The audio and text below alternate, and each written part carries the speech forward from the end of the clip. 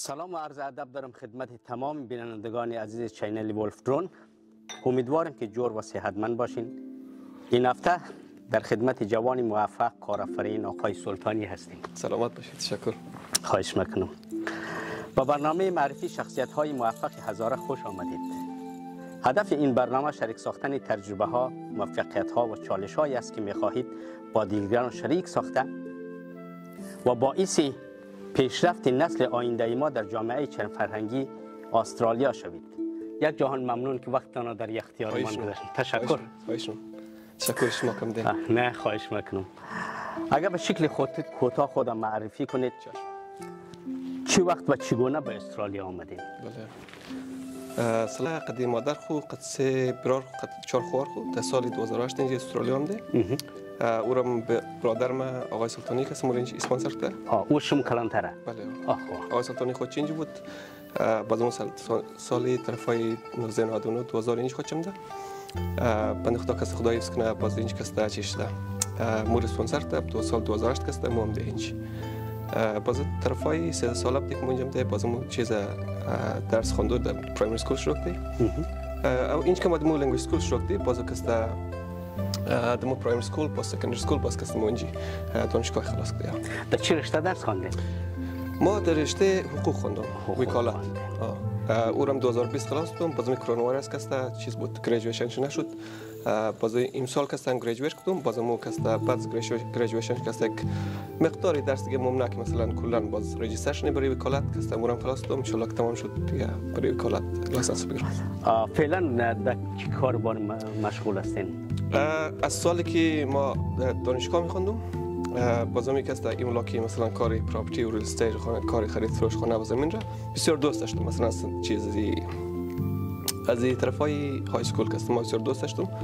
دیگه ایتر کمک چیز کمک سخته چیز سادگی کمک سخته خب. آره مسلما آره بازار هر کس کار نمیتونه. باز کمک ترس داشتم مثلا که ما دیگه کار میتونم. آره.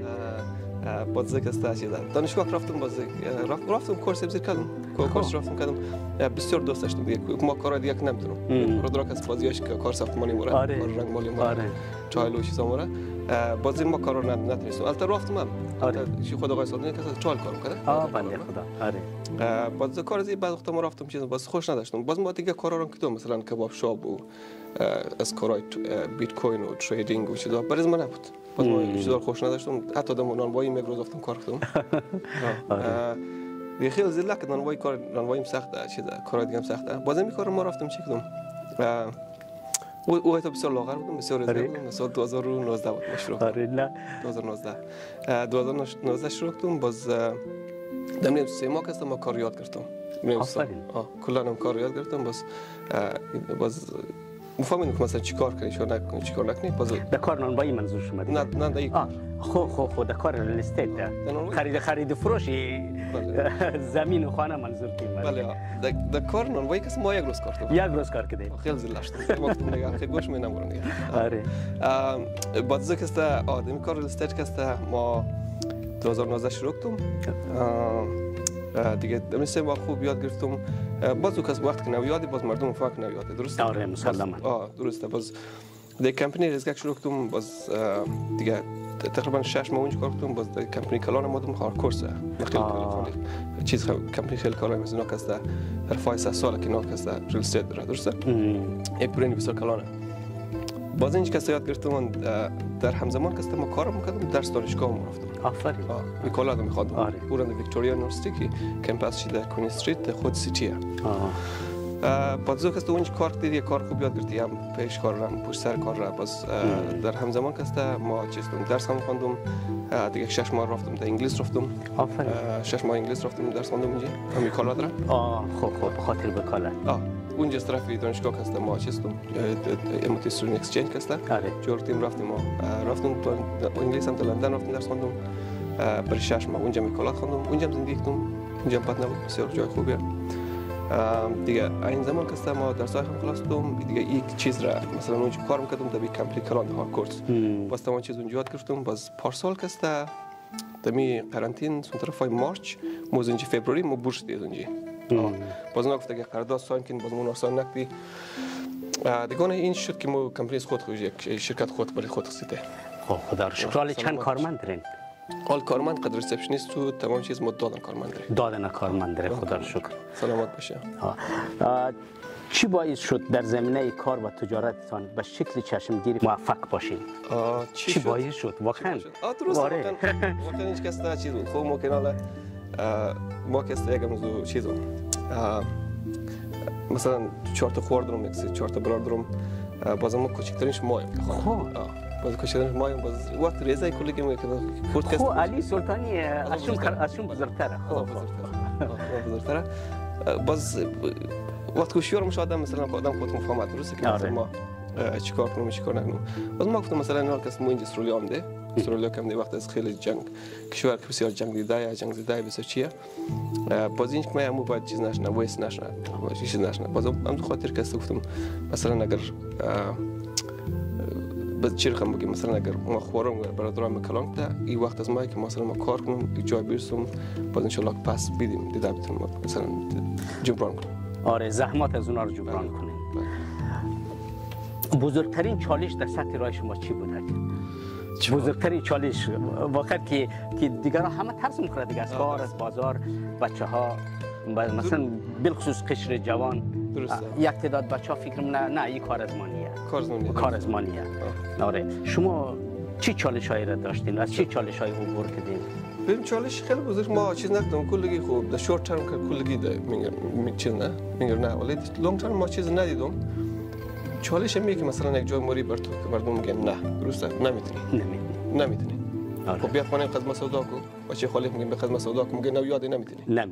آره درسته اینا که کلگی محترم مثلا در جای بری نمیتونی نه اون خود یک چالش درسته چرا نمیتونی به خاطر که نه یا که از اونا کسته مثلا چرخم راه میگردی یا چرخم صحبت نی یا خوش نمی یا که چی نمی این مشکل گونه وافقت یکم اونایا. آره زیادتر مردم فکر نخوی نو یادن نمیتونه خانه از مرد قیمت خوب سودا نمیتونه نه یک چیز یک بخش از این یک اگزمپل حالا در بخشی مثلا در بخش ساینس و انترتینمنت و چیز سیلز در بخش هست مثلا چالش اول که میگه مثلا مردم میگه مثلا ما نمیتونیم درسته؟ آره دیگه یکی چه رقم میگیم برای تو چالش دیگه ای که مثلا مردم میگه که ما باید پول داشته باشیم چیز شروع کنیم درسته؟ آره پول ما داشته باشیم ایر ما باید شروع کنیم اولش کس اون متره هر کار کس میگه که مثلا ما باید پول زیاد داشته باشیم به پیسه کار نمیشه به پیسه کار نمیشه ما پیسه ندارم مثلا ما اسکیلش ندارم باز چالش ها میاد مثلا یک چیزی که خیلی کلان بزرگ شروع کنی شرکت خیلی کلان شروع کنی تو باید خیلی کوچیک شروع کنی باز اون امور کسی چالش پیش رویه که مثلا ما مثلا چرخ مثل هر کورس خیلی کلان شروع باز چی اون یک چیز خوشی باید از ریزه شروع کنی کم کم که تا که تشریف باید حوصله کنی آره نه یک شبه آقای سلطانی یک شبه آقای سلطانی نمیشی خواهش میکنم پیامتون برای نسل جوان چیه؟ برای نسل اونا باید چیکار کنن؟ برای نسل جوان ما میگیم که کمر شخ بسته کنی کمر شخ ما کم باید بسته کنی باید کار کنی باید خوب تلاش کنی که این کشور استرالیا که بهترین کشور دنیاه درسته؟ بشک خب من خودم چیز رفتم مثلا انگلیس رفتم اروپا رفتم کانادا امریکا تا خودم چیز را همه کشورهای مثلا مجلس رفتم ایران و عراق و اینجا برای زیارت رفتم جای چیز مثلا کار و چیز نکردم ولی ما باید بگیم که اینجا یک بهترین کشور دنیاه واقعا استرالیا بهترین کشور دنیاه یعنی مثلا فرض مثال که تو کس بیزنس سال 2019 شروع کو از صفر شروع کو 2022 یا 2021 مثلا یک کارمند در 2 نفری 5 نفری چیز داشته شی آره باز بسیار کشور خوبیه به نظر از من که هر جوان که هست اینجا فهمیدین جوان یک مثلا شما وقتی که جوان چیز جوان ما دیگه پیر شدم نه بابا اول کار شد به نظر من کمر شخ بسکنی چی مرد باشه چی زن باشه خو کمر شخ بسکنی خدا نکنه کاری خرید فروش خانه نانوایی